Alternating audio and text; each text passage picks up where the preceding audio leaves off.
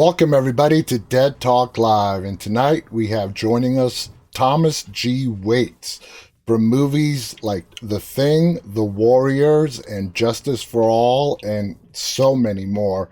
Thomas, thank you so much for being our guest tonight. How are you doing?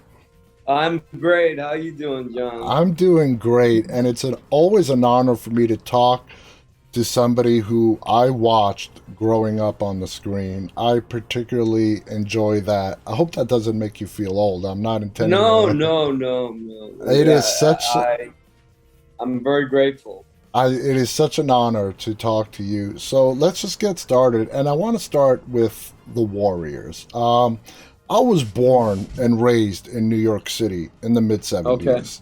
I was very young in 79 when the Warriors came out. I was like five, I turned five that year. How prevalent were gangs in New York City at that time? They were prevalent. There was gang culture. In point of fact, the film itself is based on a true story where in the early 70s, some dude up in the Bronx decided, hey, let's do this. Let's get all the gangs together from all the five boroughs and meet in the Bronx. And they did. They gathered. And he gave a speech not dissimilar to Cyrus's, Cyrus. where he says, look, there's more of us than there are of the cops. And if we just get it together, we can take over the city. Like, this is literally documented footage. And then the police come charging in from all different sides, and they break it up. And I did not that, know that. yeah, Yeah, yeah. I did not know that. And I always found that curious because The Warriors is one of like the first movies I have ever seen. And by the time I saw it, it was in the early 80s.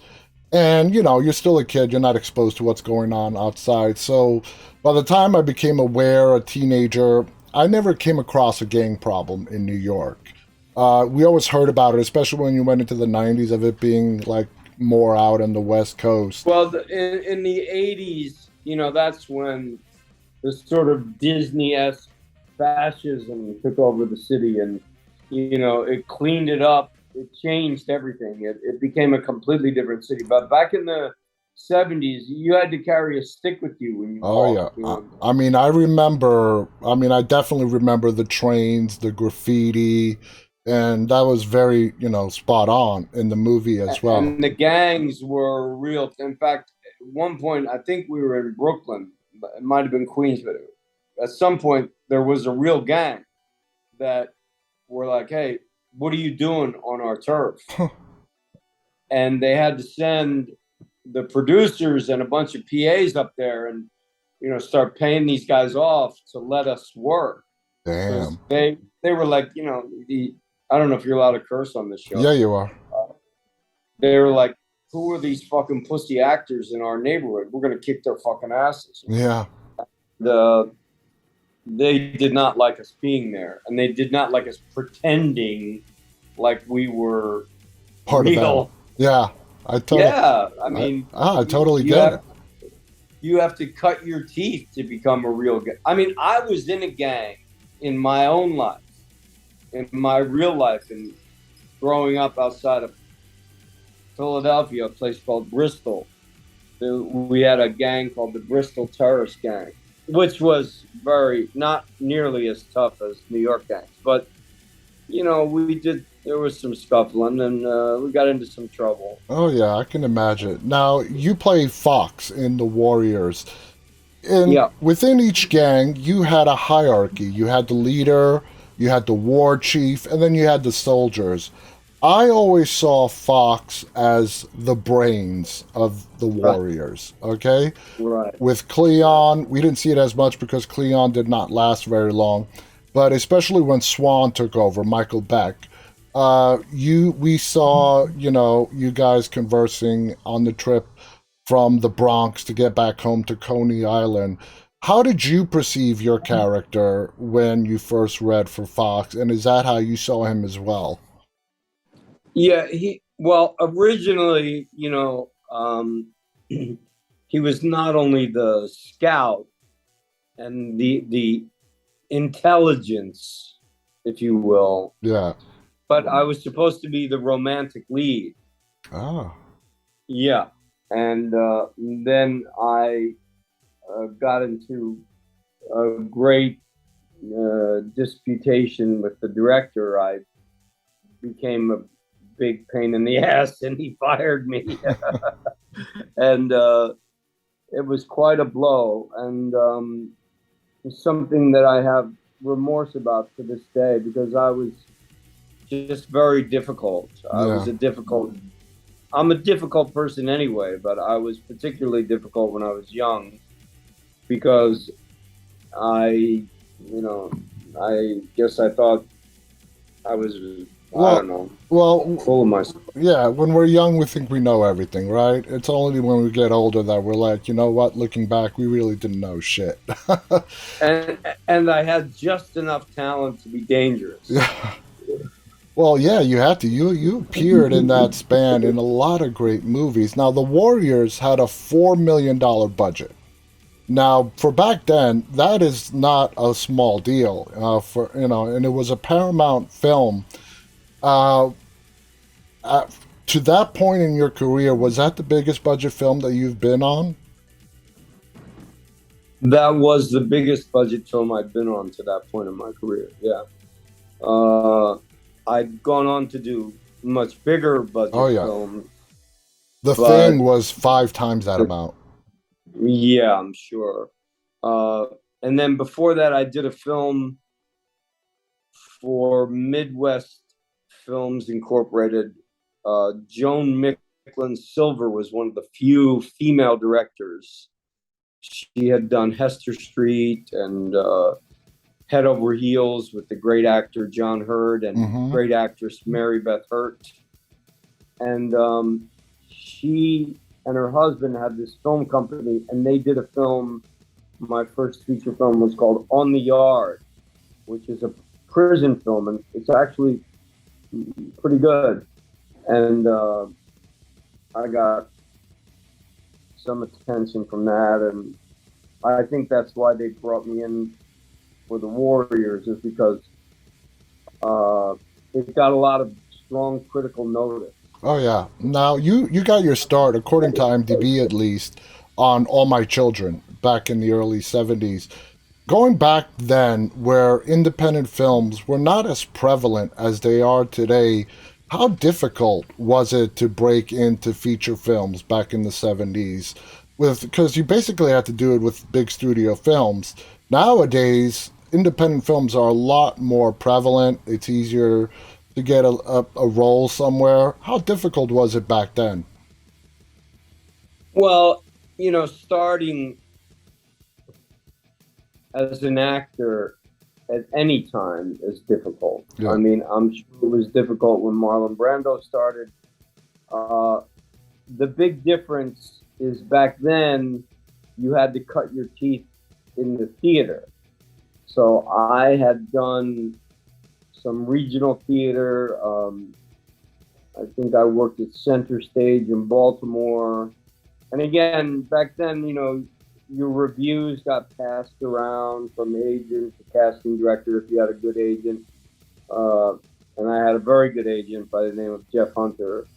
And I did a play at the Spoleto Festival in South Carolina, a Simon Gray play. And, so I was getting reviewed by the New York Times and Time Magazine when I was yeah, 21. nice. So it wasn't that far of a stretch for someone like me to get a call to come in to audition for a feature film. But I didn't do All My Children until I don't know what it says on IMDb. I never looked up anything I about think it anyone. says 19 like 70 or something around that. And then your next thing after that. There's a big 6 year gap. I think 1970 was All My Children, and then your next credit Really? is in I don't 76. remember. I don't remember doing that. Now from It the was the Warrior, 70s. I think. now from the Warriors, you went into And Justice for All. Okay, that came before the thing. Correct. That has Al Pacino, who by '79, Al Pacino. I mean, The Godfather was out. The Godfather 2 was out. He was like the hottest item in. Dog Day Afternoon, Oh, Serpico. yeah, I mean, Al Pacino was like God. I yeah. mean, he was, not just a great actor, but there was a certain enigma Yeah. about Al. There was a mystique. It was like Al Pacino's doing a film, and so my agent, so I had been fired from the Warriors, which is a very difficult thing for any actor to overcome, and I don't wish it on anybody, but I brought it on myself, and I deserved it. But luckily, I've made amends to Walter, and he's forgiven me, thankfully. But I was just a jerk, I was a kid, and I thought I knew everything, and anyway, I was frightened because I thought, how am I going to, bounce back from this? Yeah. But then, people said to me, look, all great actors are a pain in the ass. So that kind of cheered me up a little bit. And then my agent called me and said, Al Pacino's in town doing a film called And Justice for All. Norman Jewison is directing. And Barry Levinson, who had done nothing up to this point, wrote the script with his then wife, Valerie. And they want to see you for this part. And I said, well, am I going to get to audition with Al? And he said, yeah, Al's going to audition everybody. And I was like, oh my God. So this is a crazy story. So I get to Martin Bregman's office. That was Al Pacino's manager at the time. I get to Martin Bregman's office and I'm like, I sign in and I see, the great Al Pacino come out of the audition room and he goes up to the secretary and he says, listen, I'll be right back. I have a dentist appointment I have to go to. And don't ask me where I got the balls to do this, but I go, excuse me, I'm supposed to be auditioning with you. And he was so like, oh, geez, I'm sorry. I'm so sorry. Can we give you another time? And I'm like, yeah, give me another time. I mean, I came here to audition with you. Was he fucking with you with that? I mean, no, he gave me, he made the secretary give me the next morning at 11 o'clock. No, okay. He was having a lot of work done on his teeth. That's a great story. So, I mean, that just going back to that time frame, just the fact that the lead of a movie is the one auditioning for the rest of the cast. Yeah. Even today, that's like, I mean, unheard of. Yeah, maybe Tom Cruise, maybe as an executive producer on a lot of his films, maybe he gets to do that. But I never even heard of that. So let's go on to, I mean, one of the. So the next morning I come in. So I called my agent and I said, Al was going to the dentist. So they gave me another appointment for tomorrow to be with him. And he's like, okay, I'll check this out. So sure enough, it all checked out. And I showed up the next morning. And I mean, from the moment that he and I started working, it was fire. Wow. John. I can It was imagine. like walking through fire. Damn. And we lit up the room and he looked at me and he shook his head and Norman Jewison was smiling from ear to ear. Great director, Norman Jewison, one of the great film directors of all time. And they called me and I was being offered a play at the same time at the Public Theater, a Thomas Babe play that was with Richard Chamberlain. Oh. Yeah, and it was the lead. It was the lead in the play, and it was a musical. And I was very excited about doing it, but I couldn't do the play and the movie, so I had to turn down the play at the Public Theater, which they never asked me to do a play ever since. I guess they hold a grudge. Anyway, so I got this part, and there I was. When I was 16, I saw The Godfather, and I became Al Pacino for about a week. Okay, I mean, I thought I was Michael Corleone, and now here I am. I was 23. 8 years later? Yeah. And I'm going to be working with it. Unreal. Very interesting because, I was calm in the audition, but I was nervous on the set. And the first two scenes went pretty well. And, Al taught me a lot. I mean, he's an actor's actor. Mm-hmm. And, he said something to me I'll never forget. He said, "Tommy, you have a beautiful talent." And I went home and wrote that in my diary. I have a stack of diaries in my closet. Someday maybe I'll write a book. And I just thought, I've died and gone to heaven. I've arrived. Yeah. The greatest actor in the world next to Marlon Brando has told me that I have a beautiful talent. That is special. Yeah, it was really, and he taught me, he said, just because they say cut, don't stop the scene. Keep going. Yeah. Get into the character before the scene and stay in the, and so I got into it, man. I was into the whole thing with him. And I really wasn't doing the scene very well. It was a big climactic scene where I get shot, and I remember the makeup man coming over to me and going, "You're not listening. You're not listening." And I'm like, I know. I wasn't listening. I wasn't doing my job. So Norman sent everybody out of the room, and movies are very expensive. Yeah. Now they were very expensive. Then he sent everybody out except for me, Al, and Norman. And we sat down on the bed and he said, "Okay, now let's read the scene like we've never seen it before." And I just breathed a deep sigh of relief and I was like, I'm so confused. And Al looked at me and he said, "Confusion is a very good state of mind for an actor to be in." And then I was ready, and I nailed it. Awesome.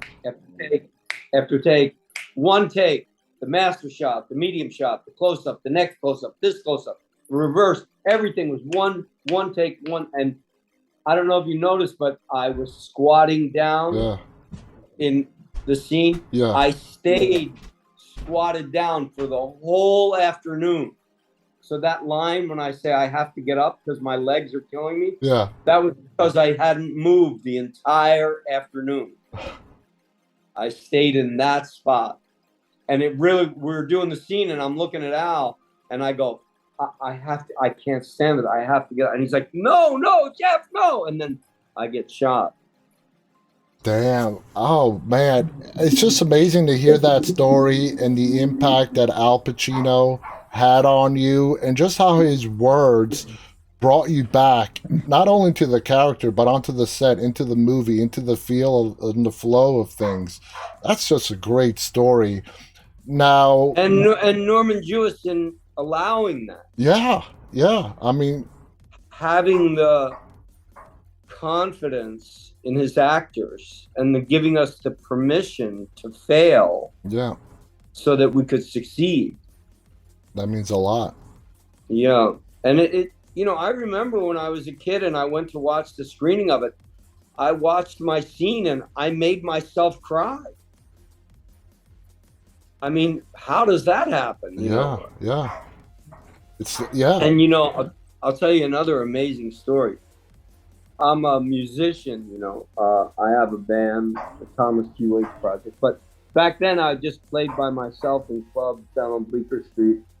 And I was playing one night at Kenny's Castaways. It was right on the corner of Thompson and Bleecker, and this young girl comes up to me and she goes, "Are you Thomas Waits?" And I said, "Yeah." And she goes, "You have to prove it to me. Show me your driver's license or something." I said, "Okay." And I show her my driver's license. She goes, "Come outside with me." And she takes me outside. She was from Indiana or someplace. She had run away from home with her boyfriend, who I guess was a junkie or something. And they had no place to sleep, so they went to the drive-ins. Uh-huh.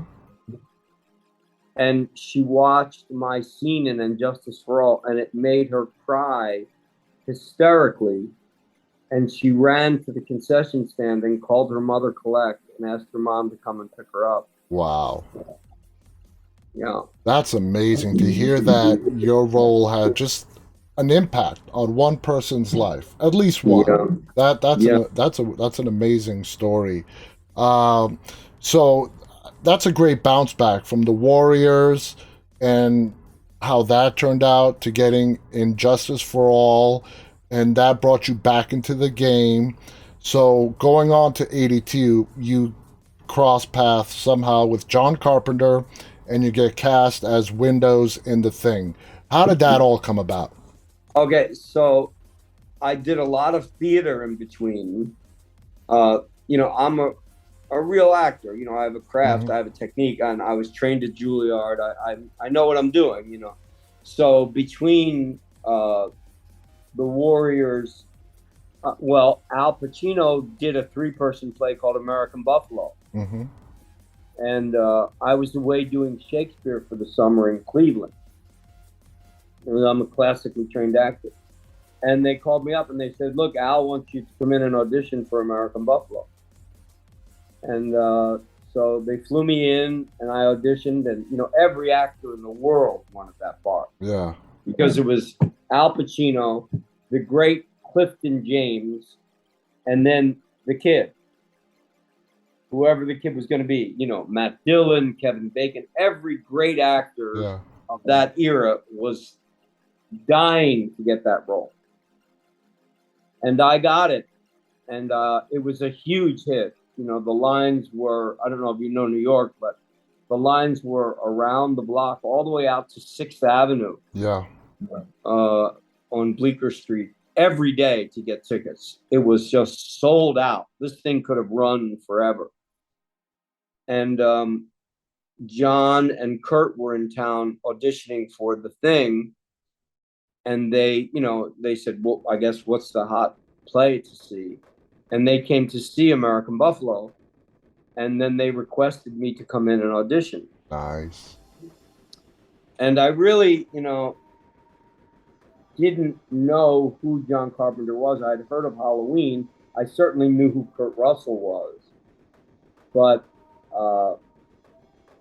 I really didn't think that much of the part.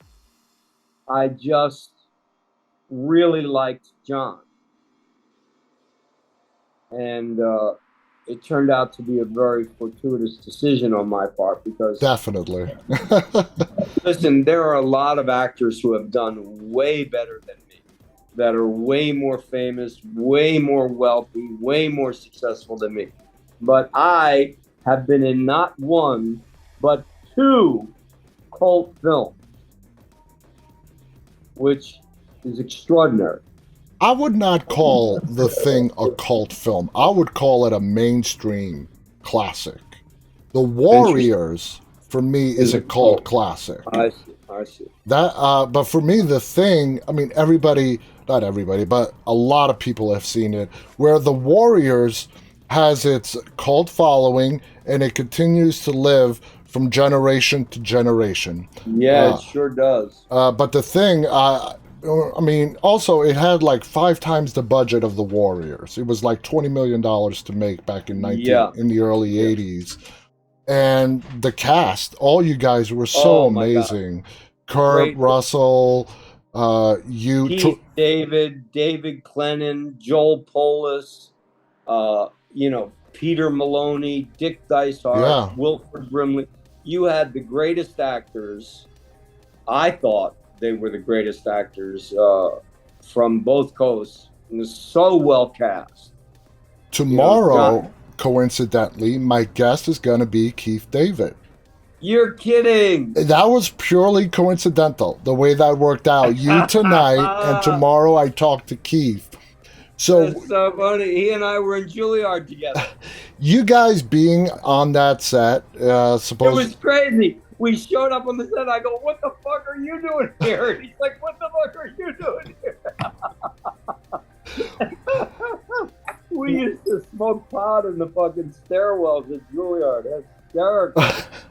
What was it like on that set with Carpenter, all you guys, an all-male cast? Was it crazy? Did you guys all get along? I mean, what was it like on that set? Yeah, we got along. John is... What makes John Carpenter a great director is not just his incredible eye, which he has, and not just his incredible ear for music, which is obvious and evidenced in the many movies that he scored. But he has this uncanny ability. There's a lot of pressure on a director. I just directed my own first feature film called Target, a post-pandemic sexual comedy, which I'll talk about later. But yeah, you know, there's a lot of pressure on the director, but he never let it get to him, and he never let it get to us. He made it like every day going to work was like a party. Yeah, it was like, I can't wait to get to work. And we told stories, and we laughed, and we joked around, and we played pranks on one another. At one point, they bet me this gorgeous girl was walking across Universal parking lot, and they all bet me $50 if I could get a date with her. So I slick my hair back and trim my beard. I asked the makeup guy to look at me, and I go walking over to him. I'm like, "Hey, babe." Such a loser. And she went out with me. She actually went out with me. Her name was Jeannie Bradley. I'll never forget it to this day. But I won the bet, and it was just the funnest set you could ever possibly imagine. Yeah. One of the greatest times of my life, to be honest with you. It looked that way. I mean, that movie it's going to live on forever. And it doesn't mean we weren't serious. Oh, no. You know, Kurt is a very serious professional actor who knows his game. Yeah. And John is a A-list director and knows his game. But there's a lot of sitting around in movies. If you know anything about doing movies, you sit around and wait 6 hours and you work 2 hours. You know, because they're always lighting and relighting, and especially with that movie, with all the special effects, which were real. Not CGI. Yeah, practical effects. Right, exactly. And, you know, the great A. Wilford Brimley, who anybody in the industry that's ever known him will tell you was he's an amazing a man of, and he was a real cowboy. Mm-hmm. You know, he actually, like, whatever the fuck cowboys do, lasso horses and cows and bulls and all that. Yeah. He did all that. Wow. He used to teach us rope tricks in between scenes. Jeez. And he was the greatest storyteller. John would allow the set to stop working. And Wilford would tell a story about, I don't want to say what he would tell a story about because I don't want to give anyone the wrong impression. But needless to say, everybody stopped working and just listened to Wilford tell a story because he could tell a story like nobody else. That's amazing. To hear the story about Carpenter, he sounded like an actor's director. He knew how to gain everybody's respect and trust, and he trusted his actors. I've heard a lot of people I've talked to several people who have worked with him, and they all describe him the same way. And he's not really an actor's director. No? I would just no. He knows how to cast good actors, but he leaves you alone. He doesn't get into it. He watches very carefully And if it's not working, he'll discuss it with you, but he leaves you alone and he lets you find your own way. Like, as a matter of fact, I named the character Windows. Wow. His name was Santiago or something like that. It was. How did you come up with the name Windows?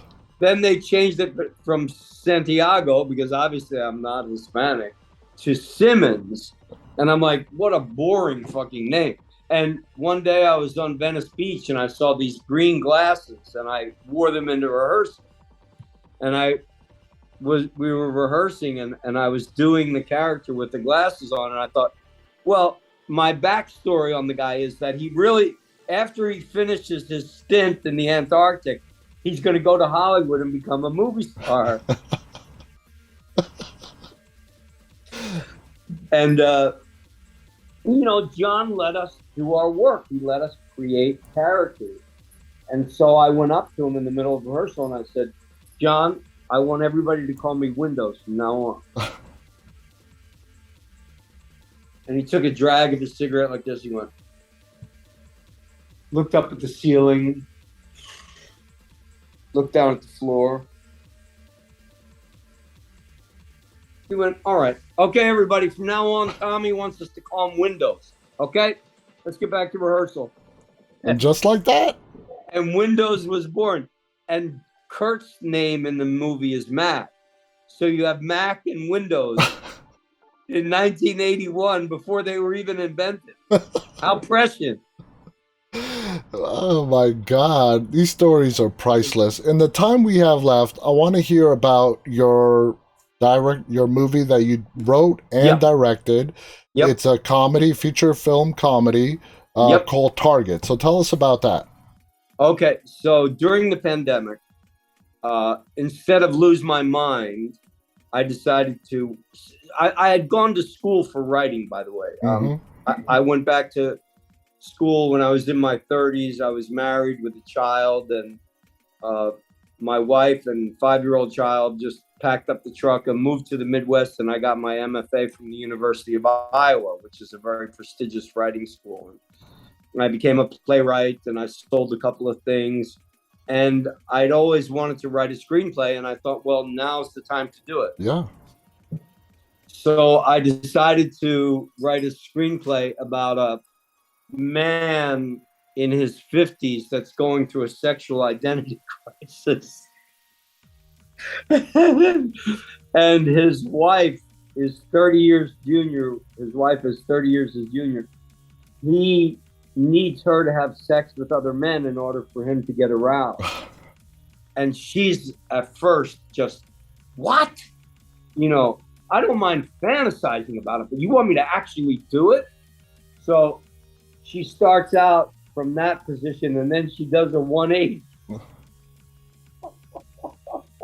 And she starts really getting into it. And then it just becomes this zany romp with great music. And I wrote almost all of the songs in the film. Wow. And John mentored me, in point of fact. Nice. I would call him. And there's going to be a screening of it October 21st. Where? In Santa Monica. And I have to look up the name of the theater because I can't remember. But October 21st, it begins with a V. Are you in LA, John? I'm on the East Coast. You're on the East Coast with me. Yeah. Can you put it on your site once I... Yeah, I'll put it in the description of all the videos for this interview so people can... It's really good. People, they just laugh. We haven't found a distributor yet. We're still seeking distribution because it's not really what you would call a family movie. But it's really well done. Everyone says that it's the production values in it are amazing. It's going to be at the Thymele, Thymele Arts, Thymele Arts, if I'm pronouncing that correctly, on Santa Monica Boulevard in LA. Awesome. I don't know what time, but we'll try to find out and let you know, because I would love uh, for people to come and see it. Chris Noth, Yeah. the great actor Chris Noth from Sex and the City and Mm-hmm. Law and Order and many, many other things, is a friend of mine, and he owns a club called the Cutting Room, which my band is playing at the Cutting Room on December 7th. And Chris screened my film at the Cutting Room, and like 200 people came, and they laughed and had such a great time. And we really need to laugh, because our country is going through a lot of difficult times, as you know, and the pandemic has really damaged people. And I just think it's important for people to laugh at themselves. And I think that I agree with you there. Nobody should take themselves too seriously. Exactly. And I certainly am willing to laugh at myself and have everybody join me for the ride. That's how it sounds. Very fascinating, and It's really good, and the production values for what I made. I made this movie for under $200,000, and it looks like a $2 million movie. Nice. And I raised the money myself. That is awesome. I mean, with today's technology, even if you're working on the lowest of low budgets, because the readiness of technology, I think there's really no excuse in any budget film to look cheap, because technology is very affordable and it's out there. And if you get somebody who knows how to do it in the post-production Well, that's the thing, is I had three great producers: Vinny Pastorini, Vinny Pastorini. The name sounds so funny coming out of my mouth. Steve Conka and Alyssa Rabinowitz, the three people that were the producers, and they found for me the greatest editor, Jordan Santora. That's very Dan important. McBride, the colorist, and Evan Joseph, the sound cleaner, and then the great Tony Daniels scored the film, with my songs, produced them. And you would think, I would think, I go to the movies all the time, this is a real film. It is a real film. It is a real film. I mean, shoot, I've interviewed people who've made films for under 30,000, less than that, 10,000, 11,000, all the way up into the mega millions. It is a real film. Absolutely it is. Thomas, we're out of time. I want to thank you so much. This has been such a fun 40 minutes, just getting to hear your stories. I love them. The theater is called the Thigh Meal Theater. And when's the date for the screening again? October 21st. It's a Friday. In Santa Monica, right? On Santa Monica Boulevard. On Santa Monica Boulevard. Anyone near the area, go and check it out. It sounds like a real fun treat. And if you're in New York, on September 22nd, the Thomas G. Waits Project, my band is playing at the 11th Street Bar. And then on December 7th, we're playing at Chris Noth's The Cutting Room.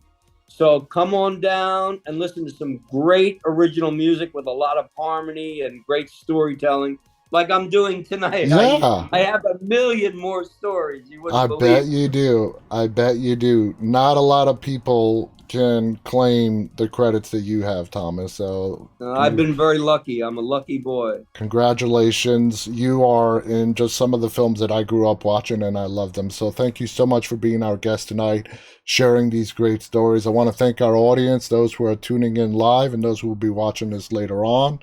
On behalf of Thomas G. Waits and myself, stay safe and stay walking. Good night, everybody. Good night.